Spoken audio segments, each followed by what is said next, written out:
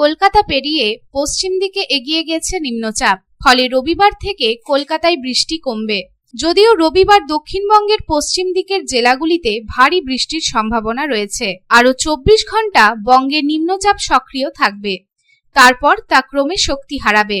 আলিপুর আবহাওয়া দফতর জানিয়েছে, রবিবার ভারী বৃষ্টির সম্ভাবনা রয়েছে দক্ষিণবঙ্গের অন্তত 6টি জেলায়।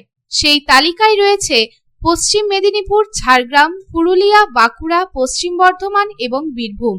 এই জেলাগুলিতে 7 থেকে 11 সেন্টিমিটার বৃষ্টি হতে পারে। জারি রয়েছে হলুদ সতর্কতা। দক্ষিণের বাকি জেলাগুলিতে আবহাওয়া সংক্রান্ত কোনো সতর্কতা জারি করা হয়নি। সোমবার থেকে কোথাও ভারী বৃষ্টির সম্ভাবনাও নেই, তবে বিক্ষিপ্তভাবে হালকা থেকে মাঝারি বৃষ্টি কোথাও কোথাও হতে পারে। সেই তালিকায় কলকাতাও রয়েছে। আলিপুর আবহাওয়া দফতরের সূত্র অনুযায়ী গাঙ্গেয় বঙ্গের উপরে যে গভীর নিম্নচাপ রয়েছে তা ক্রমে পশ্চিমে সরেছে। গত 6 ঘন্টায় তার গতি ছিল ঘন্টায় 8 কিলোমিটার।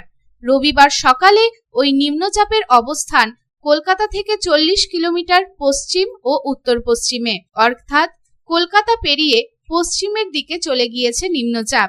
আগামী 24 ঘন্টায় ঝাড়খণ্ড এবং উত্তর ছত্তিশগড়ের ওপর পৌঁছে যাবে নিম্নচাপ। Bureau reports, public Times.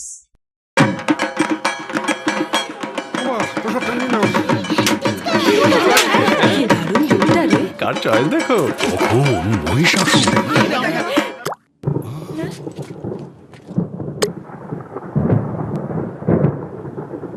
পুজোর আড্ডায় ব্রেক চেঞ্জ করে নাও ঠিক, নো মাথায় হাত। লেটস গো টু পুজোর সকাল বিকেল সেই ডুব দিতে চায় আড্ডাতে, ছাদেই বাঁধন হারা ভরসা দিচ্ছে টাটা, টাটা স্ট্রাকচারা।